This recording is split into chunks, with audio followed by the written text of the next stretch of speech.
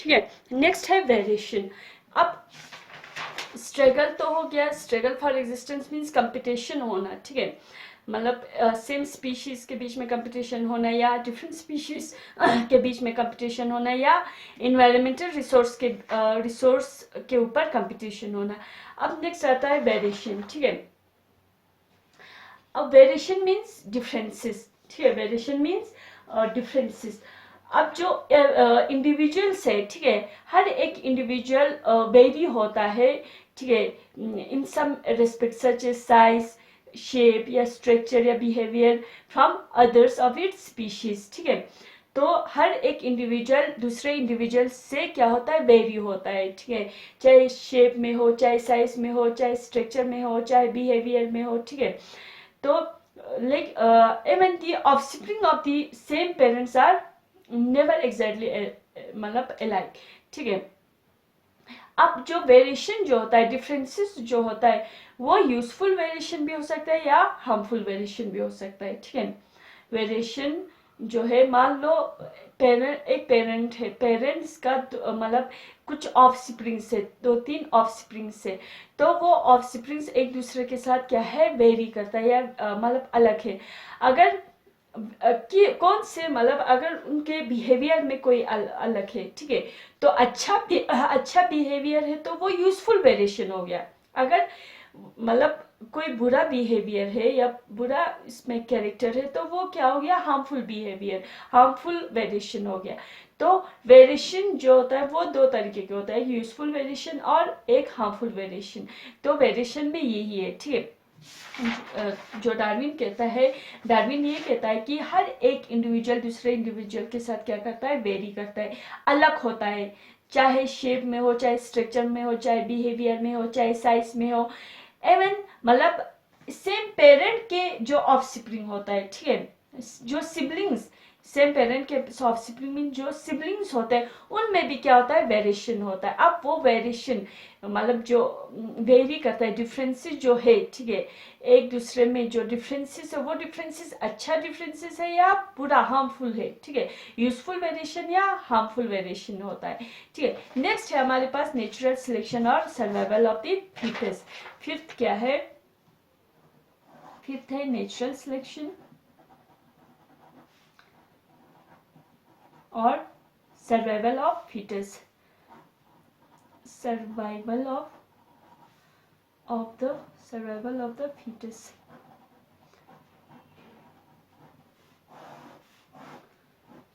ठीक है। अब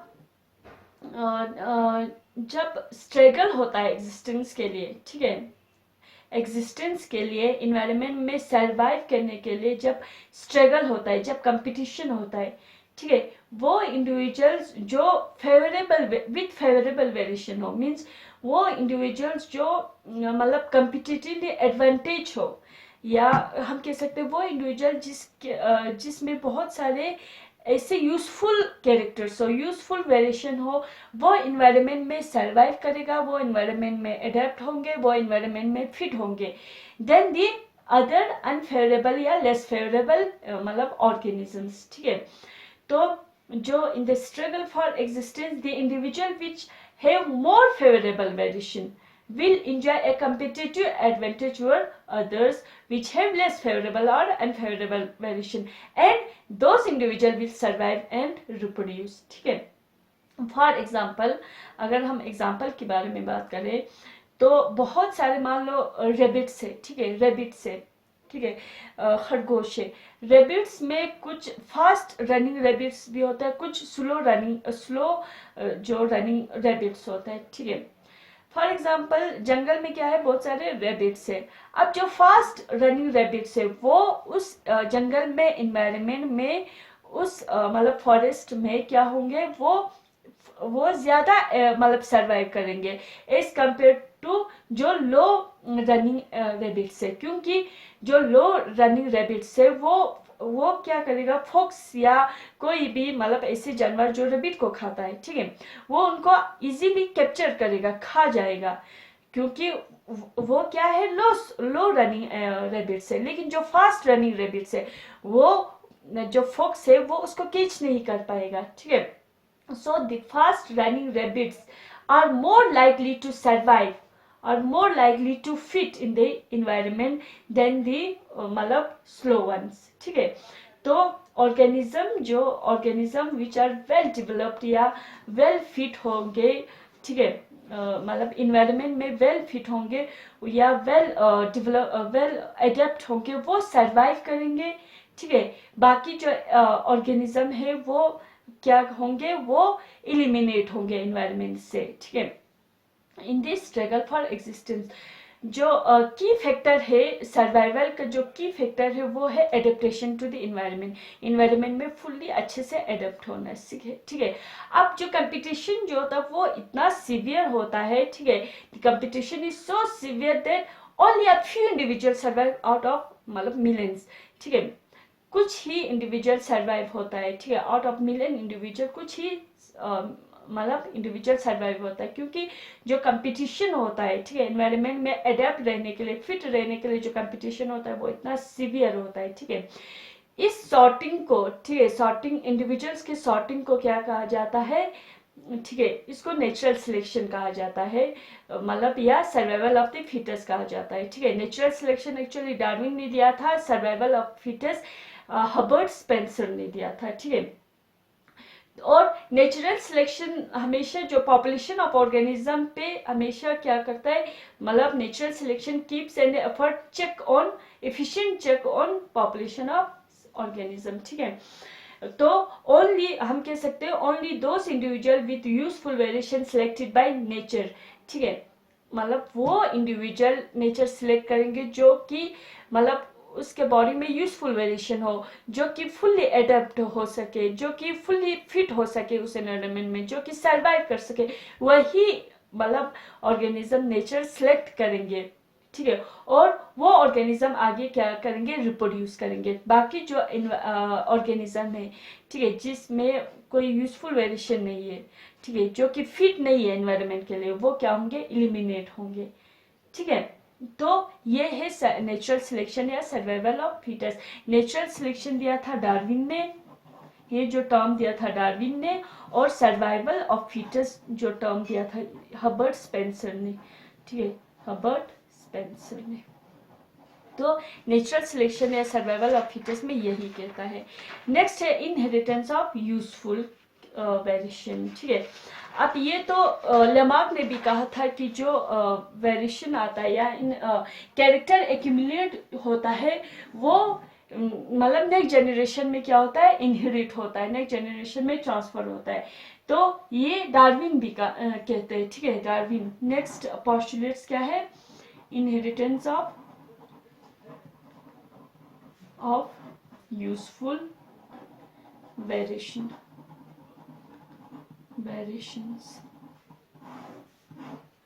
ठीक है, means the individuals after their selection by nature, ठीक है, in the struggle for existence pass on their useful variation to the next generation. ठीक है, जब नेचर सिलेक्ट करता है उस ऑर्गेनिज्म को कि अब ये ऑर्गेनिज्म इस एनवायरनमेंट में सरवाइव कर सकता है, ये ऑर्गेनिज्म इस एनवायरनमेंट में फिट हो सकता है, तो वो ऑर्गेनिज्म में कुछ कैरेक्टर्स होंगे या कुछ वेरिएशंस होंगे, यूजफुल वेरिएशन. वो ऑर्गेनिज्म अपने जो यूजफुल वेरिएशन है या यूजफुल कैरेक्टर्स है वो अपने ऑफस्प्रिंग्स में क्या करते हैं, ट्रांसमिट करता है. ठीक है, नेक्स्ट जनरेशन में जो यूजफुल वेरिएशन है वो पास ऑन करता है. ठीक है, so thus the offspring of the fit individual will also be fed. ठीक है, अब ये लेमार्क ने भी कहा था, लेमार्क ने जो इनहेरिटेंस ऑफ एक्वायर्ड कैरेक्टर दिया था, जो एक्वायर्ड कैरेक्टर है वो इनहेरिट होंगे, वही सेम है डार्विन ने भी यही कहा था कि जो यूजफुल वेरिएशंस होंगे या यूजफुल कैरेक्टर्स होंगे वो अपने इंडिविजुअल में मतलब ऑफस्प्रिंग्स में ट्रांसफर्स होंगे. ठीक है, लास्ट है स्पीशिएशन या फॉर्मेशन ऑफ न्यू स्पीशीज. ठीक है, लास्ट क्या है, formation of new species. Last postulate से फॉर्मेशन ऑफ न्यू स्पीशीज या स्पीशिएशन जिसे कहते हैं, स्पीशीज और स्पीशिएशन. अब जो यूजफुल वेरिएशन है, ठीक है, यूजफुल कैरेक्टर है, वो हर एक जनरेशन में ट्रांसमिट होते जाता है, ठीक है। मान लो पेरेंट्स के बीच में, मतलब पेरेंट्स, वो पेरेंट जो कि इन्वायरमेंट में फिट है, सर्वाइव कर सकते हैं, क्योंकि उसके पास कुछ ऐसे वेरिएशंस होंगे, कुछ ऐसे कैरेक्टर्स होंगे जो कि उसको इन्वायरमेंट में फिट रखता है, तो वो अपने ऑफस्प्रिंग में भी वो कैरेक्टर्स ट्रांसमिट करेंगे, ठीक है। तो उसके ऑफस्प्रिंग्स भी फिट होंगे, आप उसके ऑफस्प्रिंग्स में ट्रांसमिट करेंगे, ठीक है। तो वो जो यूजफुल वेरिएशन है, यूजफुल कैरेक्टर वो है, वो एक्यूमुलेट हर एक जनरेशन में क्या होते जाता है, एक्यूमुलेट होते जाता है, ठीक है। Due to accumulation of these changes after few generation, अगर हम 3-4 जनरेशन फिर बाद में देखेंगे तो वो जो स्पीशीज बनेंगे या ऑफस्प्रिंग्स प्रोड्यूस होंगे, वो जो ओरिजिनल ऑफस्प्रिंग या प्रीवियस जो मतलब पेरेंट्स होंगे वो बिल्कुल अलग होंगे, ठीक है। तो तो एक नया स्पीशीज बनेगा, ठीक है। इस तरीके से एक नया स्पीशीज बनेगा। So new species thus arise by gradual modification of the older ones. तो यहाँ पे स्पीशिएशन ऐसे बनता है, ठीक है। अब ये हो गया डार्विन थ्योरी के 7 पोस्टुलेट्स, ठीक है, 7 पोस्टुलेट्स या 7 फैक्टर्स या 7 principles of Darwin's theory of natural selection. Darwin's theory of natural selection यही पोस्टुलेट्स कहता है। अब ये जो थ्योरी है वो फुली एक्सेप्टेबल नहीं है, ठीक है।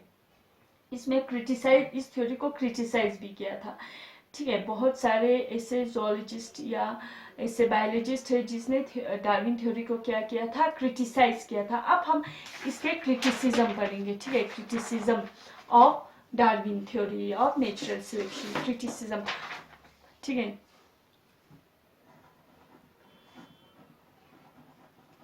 क्रिटिसाइज कैसे क्रिटिसाइज किया था, ये फुली मतलब एक्सेप्टेबल क्यों नहीं है, ठीक है। क्योंकि जो ये थ्योरी ऑफ नेचुरल सिलेक्शन है, this theory of natural selection doesn't explain certain factors of life, ठीक है। ये एक्सप्लेन नहीं कर पाए, कुछ ऐसे फैक्टर्स है जो कि वो एक्सप्लेन नहीं कर पाए।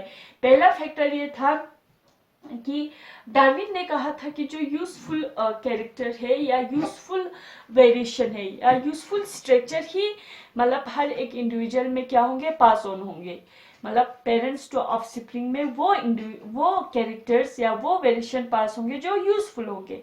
लेकिन मतलब बहुत सारे ऐसे कैरेक्टर है जो कि बिल्कुल यूजफुल नहीं है, वो भी पास ऑन होता है, जैसे कि वेस्टिजियल ऑर्गन, ठीक है। वो मतलब Darwin didn't explain the principle presence of vestigial organ, ठीक है। He didn't explain the presence of vestigial organ. Vestigial organ क्या होता है, पहला, he did not explain the presence of vestigial organ. हम सबको पता है कि जो वेस्टिजियल ऑर्गन होता है, ठीक है, ये कोई मतलब वेस्टिजियल ऑर्गन, ठीक है, ये फंक्शनलेस होता है। वेस्टिजियल ऑर्गन जो होता है वो फंक्शनलेस होता है, इसका कुछ काम ही नहीं होता है, ये यूजफुल नहीं होता है, ठीक है। ये इंडिविजुअल के बॉडी में अगर प्रेजेंट है तो ये कोई यूज मतलब इसका कोई फंक्शन ही नहीं होता, यूजफुल नहीं होता है। तो ये इंडिविजुअल क्या होना चाहिए, डार्विन, अकॉर्डिंग टू डार्विन ये एलिमिनेट होना चाहिए, क्योंकि डार्विन ने कहा था कि जो अनयूजफुल है या जो हार्मफुल वेरिएशन है वो एलिमिनेट होंगे और यूजफुल वेरिएशन ही फिट होंगे इन्वायरमेंट में। तो वेस्टिजियल ऑर्गन में ये कोई यूजफुल ऑर्गन तो है नहीं, फंक्शनलेस ऑर्गन है, तो ये हर एक इंडिविजुअल में पास ऑन होता है, ठीक है।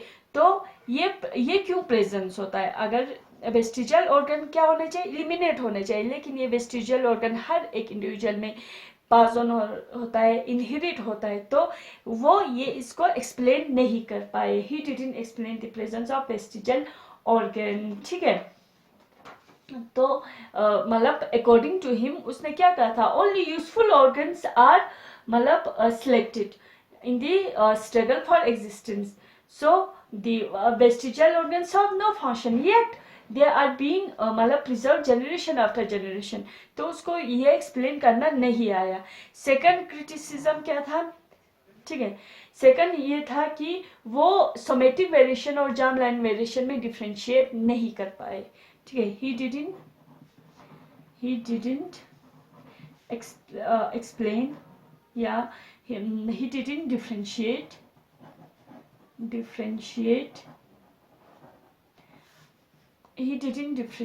somatic variation. He didn't differentiate somatic variation and germline variation. जो जर्म लाइन वेरिएशन और सोमेटिक वेरिएशन में क्या डिफरेंशिएशन है, क्या डिफरेंसेस है, वो उसको एक्सप्लेन नहीं कर पाए.